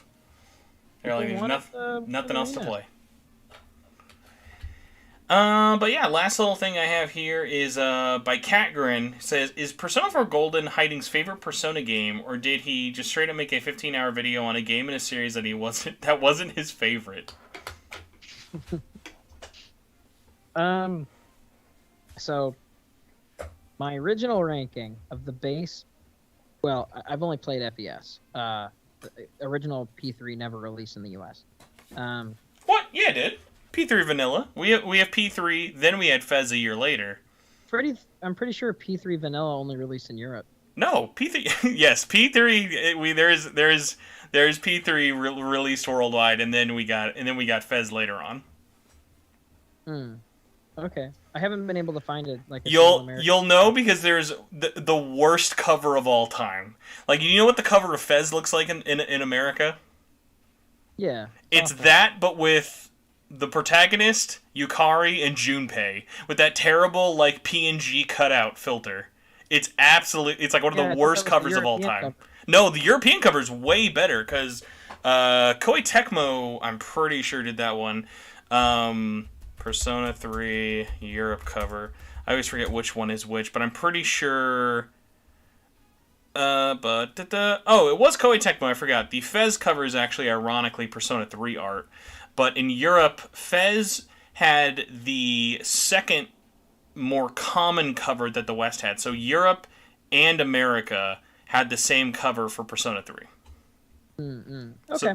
So that one with Yukari Junpei, the one with the silhouette. Yes, that's like one of the. Okay. I was thinking of the other one with like the tower behind them. No, that's like, listen, I'm not a fan of just throwing JPEGs on the cover. Like that's fine, but like whatever Atlas West was on at the time, like I always like joke of like it's like someone in the graphic design department like put up these covers as a joke, and then some higher up just said that's a great idea, press ship, and they're like, the Japanese ones are so awesome. Like them in the classroom with all the characters around them, and then also the ones where it's got like all their personas and all the people like facing each other. Like those are like iconic. Those are awesome. A fun little one. Do you know the European cover for Portable? Maybe. The European cover for Portable goes back to Fez of repeating the tradition of not using new art for the new release. So with Fez, they just used an old Persona 3 art. They didn't use any of the new Fez art. And then with Portable, Ghostlight Games actually just took a classroom shot of Makoto, the protagonist, protagonist, Junpei, and Yukari in the classroom. And like it was an overhead shot. Like that's what Europe has. Yeah, I know that art. Okay, I didn't know that would use for Portable. That's interesting because the Femce's not in it. Mm-hmm. Yeah, it was like that's the whole selling. It's like not the whole selling point, but like the whole selling point is like there's a whole other new protagonist, but for whatever reason they just wanted to stand out. Because like at the time, Ghostlight's whole thing was that's why like if you've never seen Nocturnes or Lucifer's Call, the cover for that in Europe, it's absolutely atrocious. But they wanted to have a different cover, so like their whole thing is we want to stand out with our release. Yeah. All right. Well, I've only played FES. Originally, FES was my favorite. It was like Persona 3 FES, Persona 5, Persona 4. That was my thing. Now that I've played Golden and I've played Royal, I would say I think Golden is better than FES, and then Royal is my favorite. So yeah, it's not my favorite. Persona 4 is not my favorite Persona game. It's a little more complex, but yeah, 5R is my favorite mainly because like no level of trying to gaslight myself into thinking the writing is so much worse than the other games is going to change the fact that the writing is perfectly applicable for most of it. All the gameplay mechanics, graphics, side features, extra content, it's just way easier to get immersed into the world. Feels less like you're playing it, more like you're living it. and then the writing and directing of the third semester content is what set it over for me. I think Persona 2 has a really good villain with Nyarlathotep, and the stuff with Philemon is interesting. But I don't think any SMT game I played has come even slightly close to being as complex and nuanced as Maruki. Almost to a fault, because there's people who completely miss the point and side with Maruki. That's how well they writ him. That's how well he was written. Spoilers to new players, by the way. Just to hope you all tuned out there, everybody. Don't worry about that. I didn't realize that spoilers were. Sorry. No, you're good. I could put in a warning later. I will say I had a funny moment when I made a tweet today of talking about how how basically Kasumi is just like, oh hey, look at this brand new party member that you'll only get to experience in the final dungeon of the entire game. I really wish that she would have had more. Well, it was just funny, you could tell people in the comments, because I guess it was, spreading around a lot more, and, people in the comments were like, what? She's not in it more? Because it's, the game basically, catfishes you in the beginning to think that she's going to be in it more. Well, before Shido's Palace, she literally comes to you and goes, I want to be a part of the fight, and they're like, nope, this isn't your fight, sorry. And then... That's a hilarious scene. Persona 5 Royal is...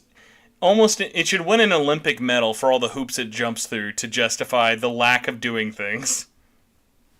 That was such a vague statement that I genuinely can't agree or disagree. At least with Kasumi, in terms of just we are going to wiggle this person in front of you and give you so many reasons they can't join you, even though we all know she will join you at the end of the day. Yeah. Because the ultimate argument of, plot, she doesn't agree, blah, blah, blah. It can be dissuaded by this. New Game Plus. Just make her playable in New Game Plus. That's all we we don't care about the lore reason. Yeah, that would be cool if they kind of said F the story on New Game Plus and you could just have her from a much earlier point. The superior Persona 5 game, Persona 5 Strikers did with Wolf and Sophie. The superior, the one that has such dog shit writing in the first 3 arcs that it completely retcons and adds plot holes to the. Oh, I guess we could throw that in mind, because you can learn a little something about me today. I genuinely think Persona 5 Strikers is the best Persona 5 game. Well, it's certainly shorter. By the way, have you Oh, sorry, what was it? From Haru's arc onward, I think it's a really good game. I really like it. It's a little cringy, a little on the nose here and there, but Persona 5 is too. Every now and then, not as much, but it's definitely some. But no, the first 10-15 hours of the game are poor fan fiction. They're so horribly written. There's so many out of character moments and blatant disregard for major character beats, and the whole reason is because they said that they wanted it to be playable for people who haven't played Persona 5, but that ends up creating huge retcons and regressions and character arcs. I just didn't like it. No, it's definitely one that it's my favorite, but I'm never I can't believe everyone's taking crazy pills. They think Royal's better. I definitely understand why people like Royal more than Strikers. But again, it is that how different it is was such a turn on to me. But the last thing I kind of wanted to ask you with the P4 thing, to get a little bit more of an idea with your history, have you played through all the different P4 spin-offs and other things like that, whether it be Q, Q2, Dancing, Ultimax, stuff like that? Yeah, I have Q and Q2, and I have Dancing, and I have Arena and Arena Ultimax, and I don't know. Are there any bits of the Persona 4 media that you've yet to ingest that you need to? Because I want to say, as a reminder to everybody, because I like to toot on this horn as much as I can, don't sleep on the golden anime. I genuinely think that's probably the best Persona anime-related thing they've ever put out. Well, I do think that the Persona 4 Golden anime is a better written, more faithful adaptation of the game, at least for the content that they're deciding to add for it. I feel a butt. I feel a butt coming a mile away here. I'm just ready for it. I feel like the Persona 4 Golden anime is like a 4 out of 10, and the Persona 4 original anime is like a 2 out of 10. The only reason Wow. I imagine watching the Persona 4 anime is if you just want to see fan service moments of the characters you like and are really into fan fiction. So for anyone out there like me, then what's a 1 out of 10 and what's a 10 out of 10 anime for you? Just to kind of give us an idea of where your scale is. Okay, I'm being hot takey right now for some reason. I mean, it's not a hot take to say I think this is a 1 and I think this is a 10. No, I mean, it's not actually 4 and 2. It's probably like Persona 4 anime is probably like a 4 out of 10, and then Persona 4 Golden anime is probably like a 4.5 or a 5 out of 10. Okay. I'd say like the lowest thing that I have completed and rated. So I don't have a 1 out of 10. I think it's almost impossible for art to truly have like no value. Oh, never say never. Just keep waiting. There's some 1 out of 10 animes out there. I say it's hard. It's hard. The worst thing I've ever seen was Fuka, which was like this 12-episode rom-com thing about music that was just phenomenally terrible in every possible way. But it's been years since I saw it. Who knows? A 10 out of 10. I also don't. I only have one 10 out of 10, which is the second season of Sangatsu no Lion. Which comes in Lion. Okay. A few of my favorite anime though that are like basically 10s. I like Haibane Renmei, Violet Evergarden. I don't know. Interesting. Okay, no, it gives me a good idea of where you're kind of at least scale wise. That definitely makes sense. Well, hiding. Yeah. It's like in the Persona 4 anime, you can pause at any point and half the characters will be off model, and in most scenes, all of the backgrounds aren't even drawn. They're pictures with a shitty 2005 cartoon effect put over the filter. Listen, I'm just saying, you know, an anime is really good when they can put 2 Chies on screen and you're not thinking twice about it. 2 Chies for only, yeah. I mean, listen, who doesn't want double Chie watermelon fun? That's what I mean. I think the Persona 4 anime, the OG, is fun and enjoyable, especially if you're really high or drunk and you're like shitting on it and having fun watching it with friends. And if anybody watches it not in that context and enjoys it, I think that is all power to them. I don't hold anything against them. I don't hate them. I can't say that I don't judge them because, oh my gosh, that's horrible. But I at least am happy for them. But oh yeah, I'm surprised I never actually asked you this. When you're playing these games, are you a sub or a dub guy for Persona games? Well, I'm normally a sub person in general for anime, but I actually almost always listen to the dubs for Persona. I think they're some of the best dubs in the industry. Shout out to Gene Park, by the way. One of my favorite tweets with Persona 5 coming out this week, or last week, was with how borderline bad, like it's like borderline racist how some of the pronunciations are in Persona 5. I'll still give this game a shot just to show how much I care for it. Because it's like, man, I love Persona 5, but there are just some pronunciations that are an insult to ears. And that dub. I think it's funny to complain about pronunciation and say pronunciation in the same sentence. Pronunciation, man. Look, man, I'm from Kansas. It's okay. I've got a reputation to uphold here, so I'm okay with that. It's 8 o'clock Is that on the official Kansas pronunciation. The official Persona Kansas pronunciation. But it is one of those funny things of like when I remember when I was first playing P5 for review, I was like, man, Sakamoto might be one of the hardest things to make me upset. Of like, I don't know how you'll be able to one up saying something as bad as Sakamoto.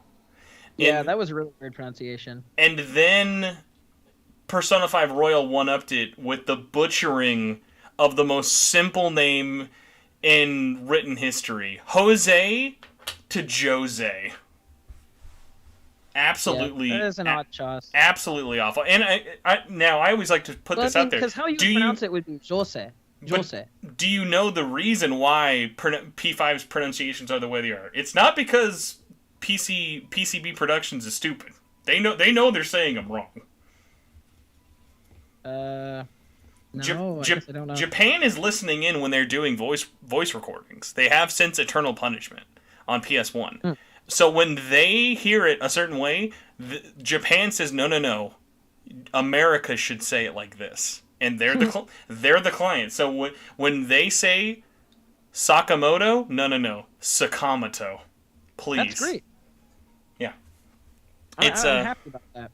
I want Japan to have more involvement in translation stuff, because we're just lucky Zenkichi didn't turn into Zenkaichi.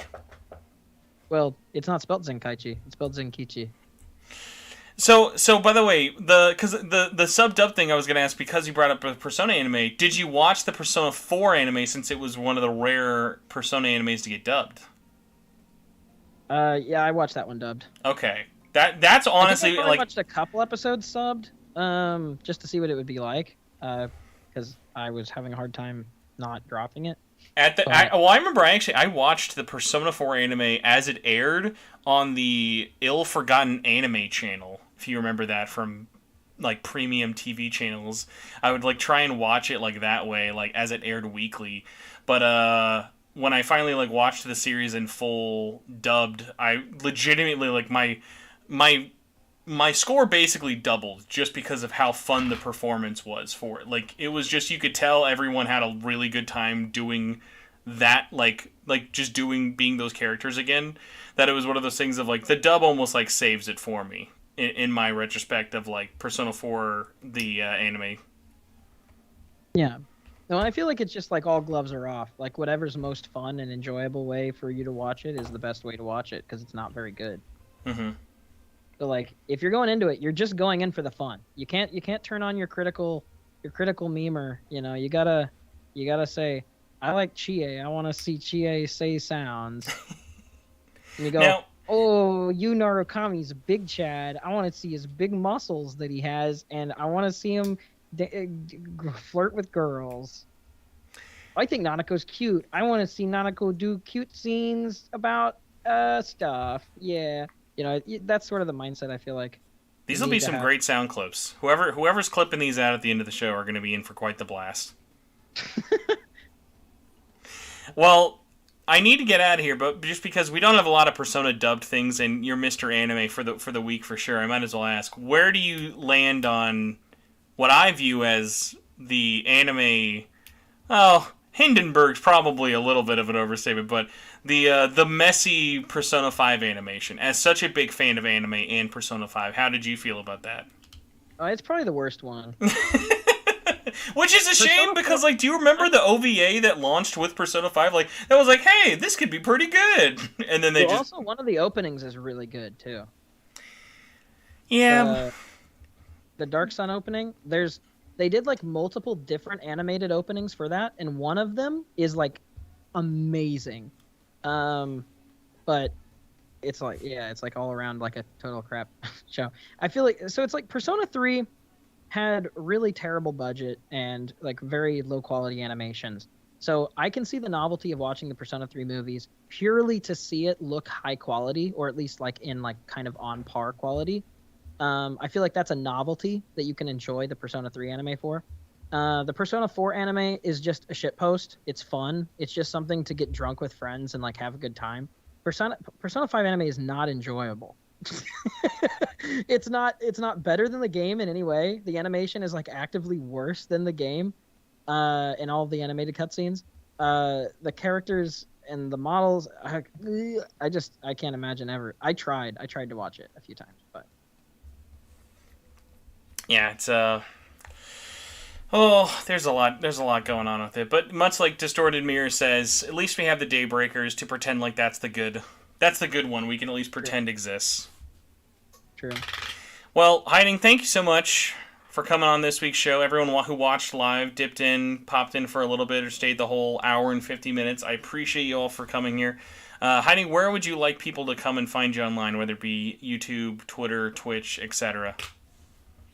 Best place is probably my Persona channel, where I make Persona things, and I'm a lot less of a grumpy Graham here. I don't know what's wrong with me. I feel like I've acted really weird on this podcast. Really? I was not getting that vibe at all.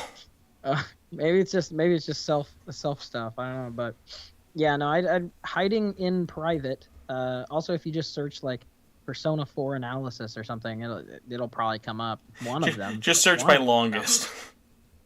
Search my longest. Yeah. I don't know. That's what I recommend the most. If you do enjoy that, I mean, obviously, I'm super happy to have people on Twitch. I have all those links and stuff on all my YouTube channels, and Twitter is a good place to reach out and stuff. But yeah. All right, yeah, and basically anyone watching on YouTube or iTunes or wherever out later, show notes will have everything. It's got both channels. I specifically, in the description of this episode, have the P4 video link, so I could not have made it easier for you all to find it. So definitely try and check it out. Let them know what you think. Try not to bring up the fact that he's a white guy in your comment. That'll probably help get you noticed a little bit faster. But yeah, Hiding, thank you so much. Once again, everybody, if you'd like this is a weekly thing. We do this. I do this. I put myself through this because I love talking about this gosh dang series with y'all and mispronouncing words on a weekly basis. So I appreciate y'all for putting up with me. And if you want to... It's impressive you've been doing it for so long. It's super... It's dedication to be doing it for... Well, I started this, ironically, before Arena and Golden even launched in 2012. That's insanity. That's crazy.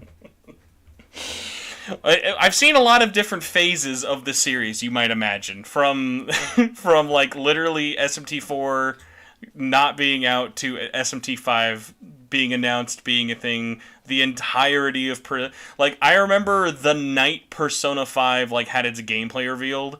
We literally did a Google Hangout live stream for like 14 hours. Waiting for it to like show up. It was like one of those things of like I have moments in my life that are just centered around things I did for this show, but that's like the fun part for it. Whereas like I enjoy this because like it's not only that it's just a podcast that like you can get everywhere, but the nice thing is it's a community. So like, I always like to plug you got the Facebook group, you've got Discord, you've got Twitter, all the stuff in the show notes that's really helpful. But if you enjoy the show, don't forget there is a Patreon. You can go to patreon.com/SMTN. Donate $1, become an executive producer at $5, get your name set off. Big thanks to this week's executive producers, as always. Jag Ingus, Budweiser Tall Cans, Carlos Hernandez, Contraband, Cross Renren, Dr. Luma, K-Horse, Philip Meyer, C-Show, Solaire, Cameron Sharp. You all are a bunch of cool kids. Whether you're at the $1, $5, or the $10, I appreciate y'all being here. I appreciate you listening. Hiding, I appreciate you putting up with me for so long for the first time ever talking to me. I'm going to let you enjoy. Thanks for having me on. Yeah, I'm good. Being so abrasive, I feel like. No, it was good. Hey, that's like the whole point of like why I love trying to get as many new people on as possible, just to be like get those different opinions, get those different viewpoints, get those things out there, because it's like you're not going to sound like whoever we had on last week or last month. So it's like I welcome all these kind of different experiences. You did a great job. All right. Thanks for having me on. Yeah, no problem. And everybody, thanks so much for listening, and we will see you next week. Bye, guys. And now you're free. You're no longer